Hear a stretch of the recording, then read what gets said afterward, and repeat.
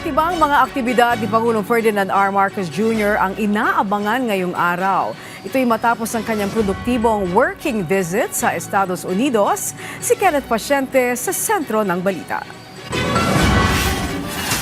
Nakabalik na ng bansa si Pangulong Ferdinand R. Marcos Jr. matapos ang matagumpay na working visit sa Estados Unidos. 11:29 kagabi nang lumapag ang eroplano lula ng Pangulo, First Lady Liza Marcos at ang Philippine delegation. Sa kanyang arrival statement, inilarawan ng Pangulo na produktibo ang kanyang naging working visit matapos humarap sa United Nations General Assembly kung saan hiningi niya ang suporta ng ibang mga bansa para makakuha ng non-permanent seat ang Pilipinas sa UN Security Council para sa taong 2027 hanggang 2028. Binigyang diin pa niya ang kahalagahan ng pagsugpo sa karahasan sa mga kababaihan sa kanyang naging talumpati sa ika-70 sesyon ng Commission on the Status of Women. Isa rin sa mahalagang mensahe ng Pangulo ang paghimok na itigil ang gyera at pagpapanatili ng diplomasya. Nagkaroon din ang Pangulo ng mga serye ng pribadong pagpupulong sa mga US business sector.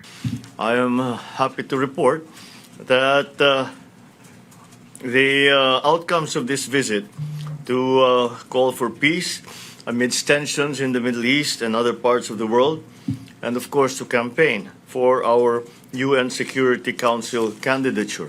Isa rin sa nakapulong ng Pangulo ang senior leaders ng JP Morgan Chase & Company kung saan natalakay ang patuloy na kooperasyong pang-ekonomiya at iba pang pandaigdigang issue. Nagbahagi rin ang JP Morgan Chase ng kanilang pananaw hinggil sa mabilis na pag-unlad ng Artificial Intelligence o AI at iginiit ang lumalaking pangangailangan para sa mga pamahalaan at institusyon na maghanda sa mga pagbabagong maidudulot nito sa ekonomiya, industriya at labor market. The exchange underscored the growing importance of technological readiness, cybersecurity resilience, and workforce upskilling in order to remain competitive in a fast-changing global environment.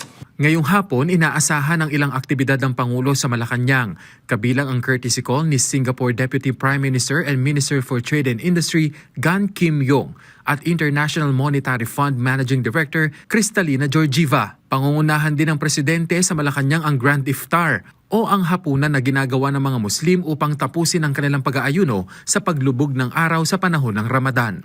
Kenneth Pasyente para sa Pambansang TV sa Bagong Pilipinas.